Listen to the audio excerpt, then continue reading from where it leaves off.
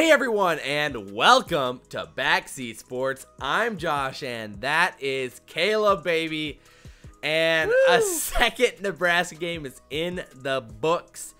And, you know, it could have gone better. All right, we're not going to lie here. All right, it could have got a lot better. Nebraska lost in a close one in overtime to Colorado in Boulder. You know, again, we can't lie. It hurt a little. How you doing, Caleb? It hurt a lot. This is not an easy one. Josh and I, if we were making our top 10 worst losses of the decade, this one would be on there. Imagine making that video. Wouldn't that be crazy?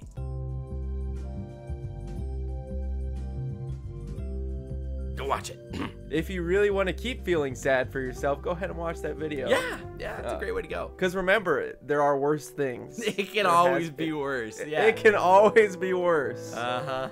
It could always be 2012, the Big Ten Championship. Yeah, exactly. You know, Oklahoma. You could think of all the Wisconsin games. It can be worse, guys. Don't worry about it, all right? Don't worry about it. So, where do we start? We came into the game, you know, feeling pretty good about ourselves. Obviously, if you guys watched our predictions video, we were feeling good. We by no means we were shaky. We were shaky. But we had confidence that our team could play better. For sure. And, hey, we played great in the first half. But I think in this video, we're going to start off with some of the negatives and then roll into the positives and kind of go from there. A little bit of breakdown overall, some of the film and how that went and everything else. So we need to rip off this Band-Aid. We got to let this wound heal a little bit. Yeah, and the only way to do that, we got to talk about it. This is going to be a really, really long video, but it's going to be a good one. We're going to be talking about so many good things in this video. We really, really appreciate you guys just checking it out and going for it. So let's get into it. There's just a bunch of random stats at the beginning of the game to get this video started off right. I mean, this game felt basically just like the Northwestern game last year, the overtime loss. 100%. It even had that Falcons versus Patriots Super Bowl vibes where we come off frying hot in the first half, up 28-3, you know, like just like the Falcons, and we lose. Or the Miami overtime loss. Yeah, keeping it in Nebraska. It sucked. Like that deja vu feeling was there. And the second Colorado scored that touchdown, I know those terrible flashbacks and those feelings all hit everybody right in the gut. They came flooding and it was back. terrible. Yeah, and then that 96-yard touchdown happens, and then you're like, oh crap. We'll get into that for sure. So, I mean, again, some more sad stats. Frost is now 0-6 on the road in his Nebraska tenure. 1-6 in games where they end in 7 points or less. ESPN had us at a 91.1% chance to win the game with 1:29 left. Colorado teams are 1-22 all time. Now 2-22 all time against Nebraska ranked teams. The only win before this was in 1986. The most depressing stats is since 2014, we are 0-5 in overtimes and have scored 0 points. That's what it is. We learned a lot about our team this week. Knew that we weren't going to get a giant gauger from South Alabama, the good or the bad. We really didn't get a feel out our team. We saw some sparks of what could be, but we didn't really get a sense this first week, and now we definitely know where our team is at from a lot larger perspective. Probably. And we'll start with the bad stuff that, you know, some of it is reoccurring from Frost and carried over from last season. They were our worries that we talked about in the predictions videos for the season. In the video last week, we had our worries. Yeah. And a few of them showed their ugly definitely heads. Came true. Yeah, they showed their ugly heads again. And that's where we're at. So on the offense, we have a worse offensive unit right now than we had last year. Yeah, just right as an overall.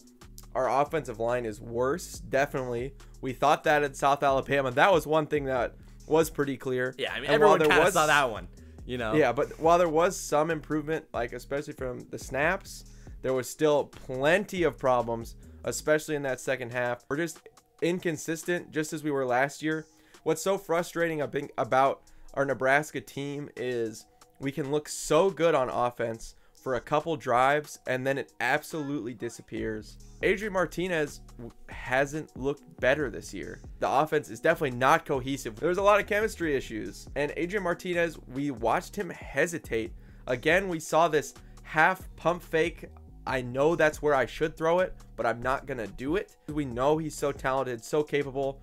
We saw that really fantastic throw where he's running away from the play.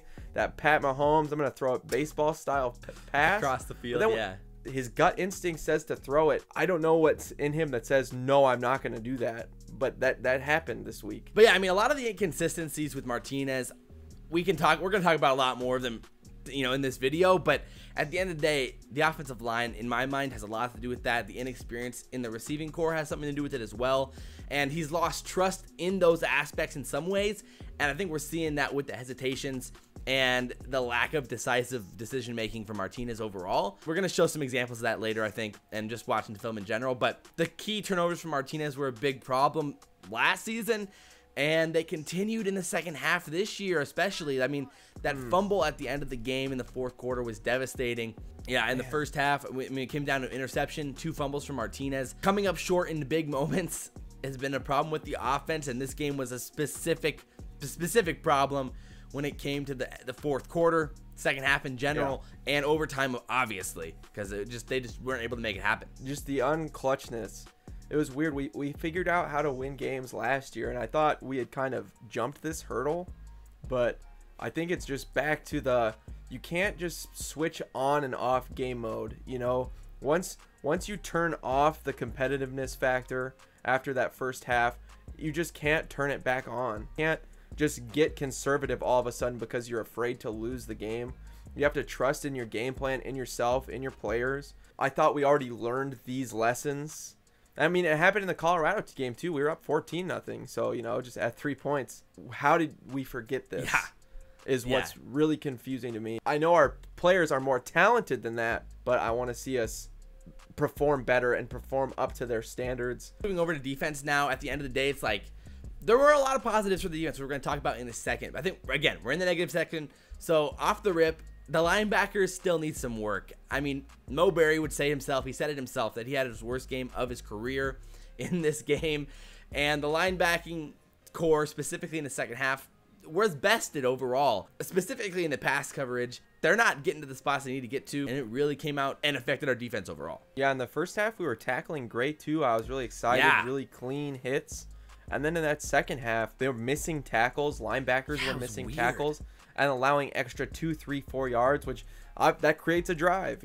When you're there at the spot you need to be to stop it, and you just miss a tackle, that's going to lose you games. And that's exactly what happened. We were allowing those drives and things to take place when they had no business. I mean, it happened in the second half. In my mind, it might be I know it feels like a cop-out answer, but it might be the altitude, the difference just in that type of physical training in Colorado, like when it comes to stamina, that might have been the difference. I feel it was like a lack of discipline. That's possible. They started getting nervous. The adrenaline, the hype starts to get in. They're like, oh no, let's not let this happen. Cam Taylor, as great as he is, he blew the coverage, which caused the 95-yard touchdown and really opened up the game for Colorado. I mean, if that situation's like, if they don't have a big play there, do they really ever truly get going? Yeah, maybe on that not. drive, because we pinned him back in the 5-yard line. Yeah. Armstrong had a great punt, a fantastic punt, a clutch punt. Oh yeah, can we get that out of the way too? If there's anyone out there who's hating on Armstrong, that's just I don't ridiculous. think there is. I don't. Maybe there's not. But he put a lot on himself, and so he shouldn't have. I mean, yeah, it was heartbreaking to watch him cry. Yeah. It was never on him. That we should have never gotten to that point in the first place, to have a person that's never kicked, a 48-yarder who's our punter. Of course the game came down. Of course it came down to a kick when literally our starting kicker isn't playing. Again, it should have never gotten to that point in the first place. Yeah. Our defense felt like gave us chances. Our offense could not convert, could not score. And, we were burning absolutely no time. It was, here's a Gatorade and get back in there, because our offense was just so bad in the second half. It was so bad. Yeah. I don't think the altitude is that big of a factor, but maybe if it's like 5 to 10%, that 5 to 10% really hurts when they're not getting a minute of rest. Yeah. You have to be able to create drives as an offense. That's actually really true.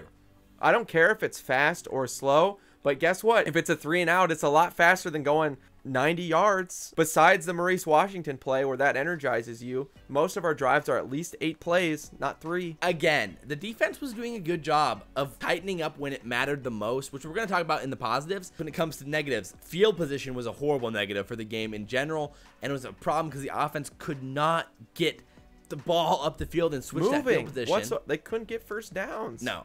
I mean, Colorado punted from Nebraska's 42, their own 35, which is reasonable. Nebraska's 46, Colorado's 49, and Colorado's 48.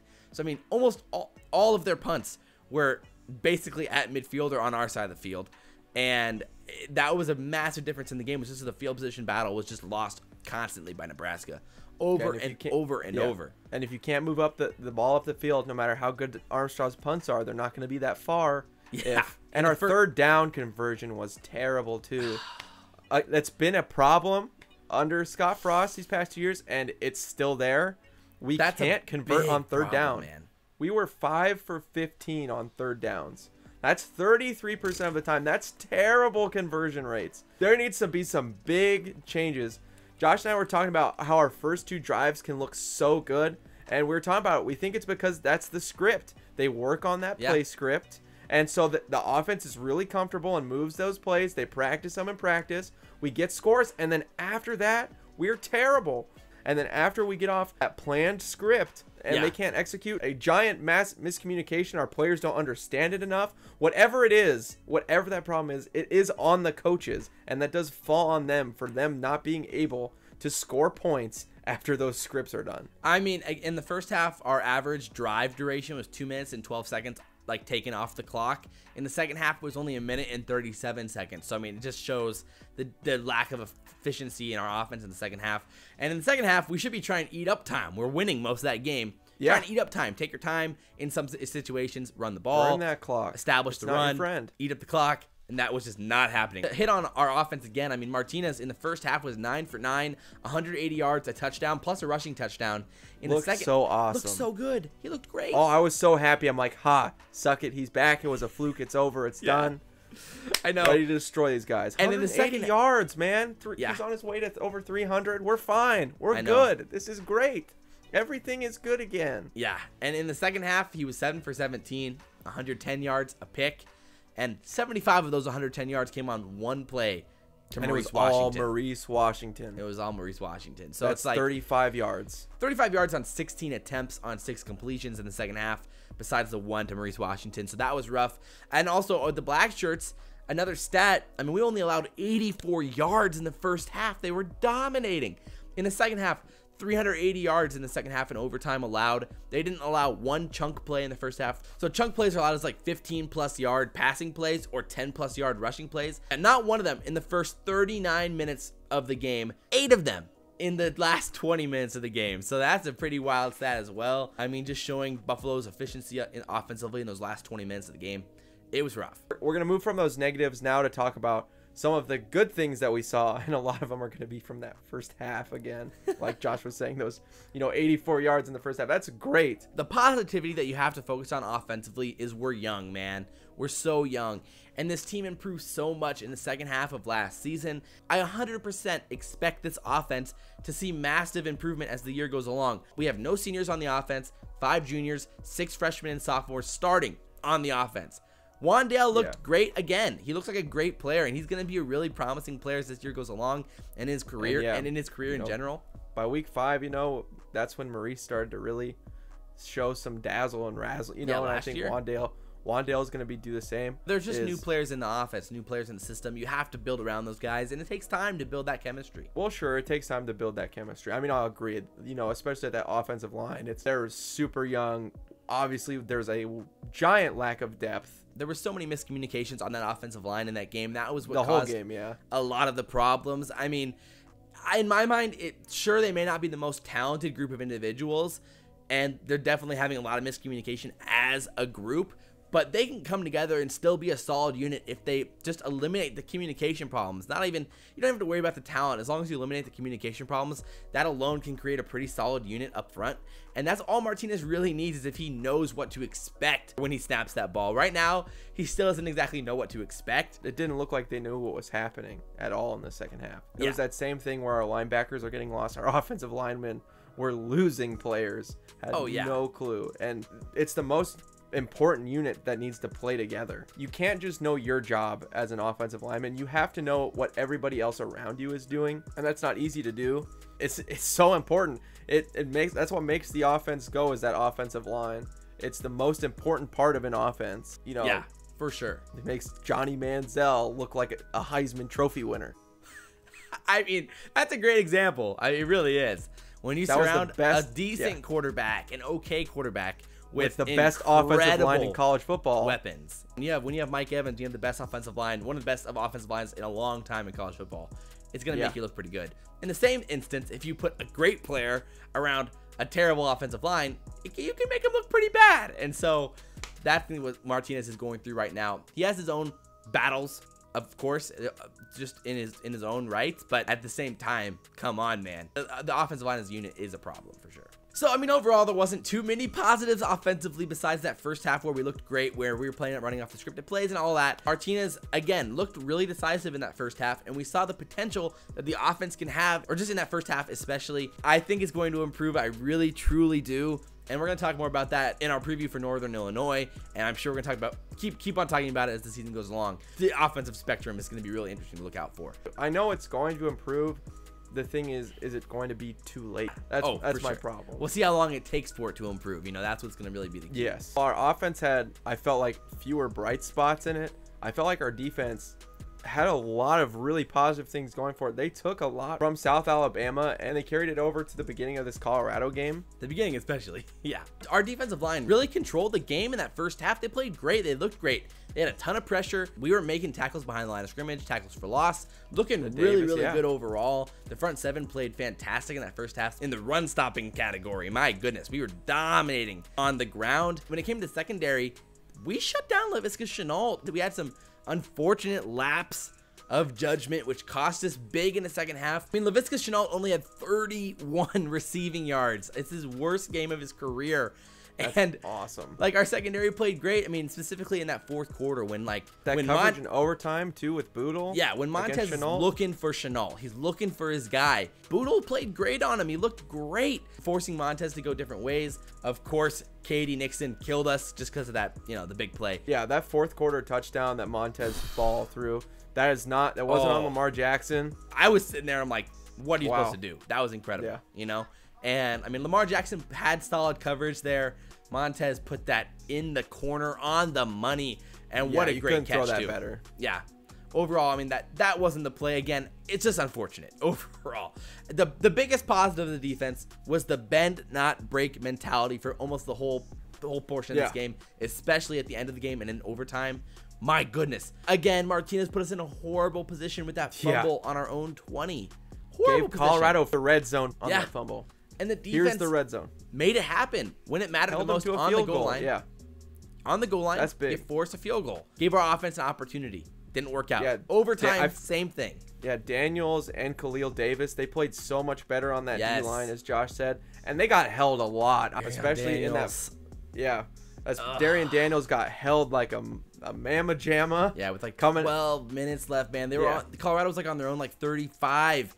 And it was that massive play that got Colorado down like the 10-yard line. Darian Daniels had pressure on Montez. And he broke free too. I mean, he was, 4 or 5 yards back in that shotgun. I hate blaming it was bad clear calls, as day. But that one was I mean, a bad me call. too.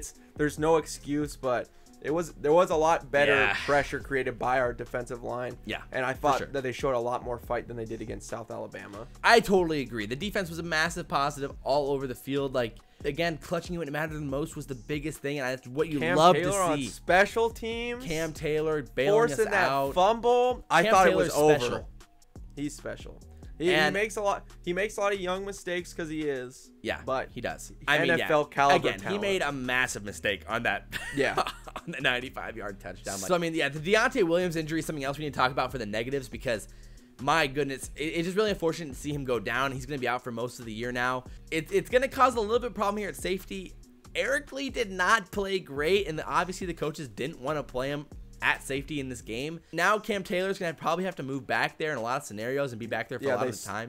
Yeah, they switched him to safety in their depth chart now, which I really feel he's much better suited for a corner position. He's just been playing so well. I understand why, but I think he's definitely more naturally suited to be in that corner spot. Yeah, so I mean, he does have 2 games now to get acclimated to it before we play a big-time opponent in Ohio State, but that is something we need to look for and watch for moving forward, how he acclimates to playing safety full-time. But one of the biggest things that we've seen from Husker fandom is really upset with the play calls. I don't know if it's the play call itself, as Josh and I went back and watched those plays, and they would have worked in the situations, but it's the fact that our offense is uncomfortable in those plays and not fully understanding what is going on, and there's lots of breakdowns. And youth just gets a little confused. Go back and look. There was a handful of plays. I think we need to talk about this more specifically. Let's say overall Adrian Martinez. We've already hinted at how he was hesitant. He wasn't decisive. He seemed like he had a lack of trust. Was that the offensive line, or was that in his receivers, or was it in himself? And that's kind of that's the situation. I think it could. I think it's a mix. I think it's 100% a mix of all 3 of those. And in different situations, it was probably different things. I mean, there was moments. Most of them were all in the second half. I mean, he was 9 for 9 in the first, and then started struggling. So let's talk about this. There was a moment in the third quarter there where he could have thrown it was like 2nd and 5, and he could have thrown the ball to Wandale. It just seemed like he didn't trust Wandale in that situation to make the play, or he just necessarily didn't trust himself for whatever reason. That screen pass out to Mills, where he just pump fakes it for a second, and Mills sees him. They all understand the play, but he holds the ball for like an extra second. Yeah, that was and that's the difference between 5-10 yards and 2 yards. And so, like, the guys were there for the block. I didn't understand it all. So does he not trust himself there? Or does he not trust the wide receivers to Mills? block? It's one of the 2 issues? or one of the 3. Yeah. If we want to see improvement in the offense, that's where Martinez has to become more decisive, and those plays have to get out there quick. Those half pump fakes, I'm hesitating. Should I do this? And you just can't do that in football. There's not enough time. You have to trust yourself to be like, I see this guy. I trust that he's open, and I'm going to sling it in there. When he did do that, the throws were great. They were on target. When it didn't happen, the plays get out of time, out of sync. The coverage is there, turnovers, fumbles. I mean, one of the biggest ones was at the end there where he sees Wandale Robinson open. No, this is the one where he fumbles.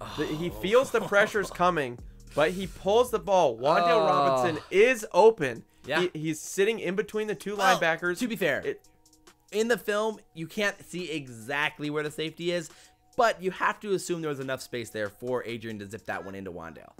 And it would have been a first down. It would have been a big play. Yeah. Yeah, and all he has to do is pull the trigger there and trust himself to make the throw, and he doesn't, and he pump fakes it, and it's a fumble. And it's a forced fumble. He has to trust in himself and his teammates. Again, last year, by the end of the year, he knew what to expect from that offensive line. There was a handful of veterans on that line. He had an outlet in Stanley Morgan, who he definitely trusted. We saw that all of last year. He was completely willing all the time to zip that ball into Stanley, no matter where he was. And that happened just like Tommy Armstrong just like Tommy. Yeah, exactly. It just seemed like a bit of an issue overall. I mean, the other play that was devastating was an overtime, 3rd and 9. Adrian Martinez drops back. This is where, I mean, there's some problems here. The offensive line gets absolutely destroyed. Bo and Cam, what are they doing here? First of all, this is a perfect example of the miscommunication. Obviously, Cam doesn't know what's supposed to happen here. He's just looking. He's like looking at the linebackers while the rush is going right between him and Bo. But Adrian Martinez, the key here is that he has a chance to throw this ball to Wandale. Wandale's about to break off from the linebacker. Any veteran quarterback would be trying to zip that ball in. It's 3rd and 9. You have to get the first down here. And the one thing you can't do, the one thing you cannot get sacked, is get sacked. You can't. And Adrian just doesn't do it. And you're like, no, what happened? Oh, it's just that one hurt a lot. I trust Adrian. We saw what we saw last year. He's a great player when he's confident and believes in the guys around him. He's incredibly good. I mean, he made that great 3rd down run. Like, he did some good things in the second half. He flashed that brilliance. There was still times. I don't understand the non-confidence. I think part of it, Wandale Robinson did drop a wide open pass. Yeah, that was huge play. Adrian's best throw of the day. He puts it right where it needs to go. It's decisive. He steps into the throw. Something that we didn't see a lot of in the second half. To catch it. And Wandale did not catch it. It felt like the Alshon Jeffrey, Nick Foles catch from last year. in the playoffs, and the game was over at that point. It felt like that.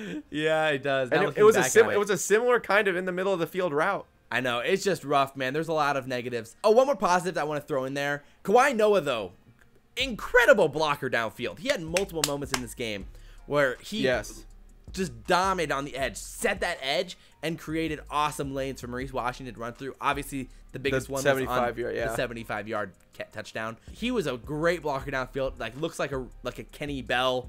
You know, he takes pride in the fact that he can just block. like Kenny Bell down there blocking downfield. Looked great. I was really, really happy about that. Nothing's better than when a wide receiver can hold that cornerback and just make him his and create a great play. Yeah, you know? exactly. That's for sure. Well, guys, it was a really tough loss for us. I want to say one more thing, that I am so proud to be a Husker fan after what I saw us travel to Colorado. Yes. I just want to throw that in there. It was amazing watching an enemy territory to have so much red there, and for us to create delay of game penalties because they could not hear on their own field. That is truly making a difference in the game. Yes. And we were willing our team to win. It's not hard to press on the calculator. We know how much tickets were. We probably spent over $10 million as Husker fans just to travel to that game.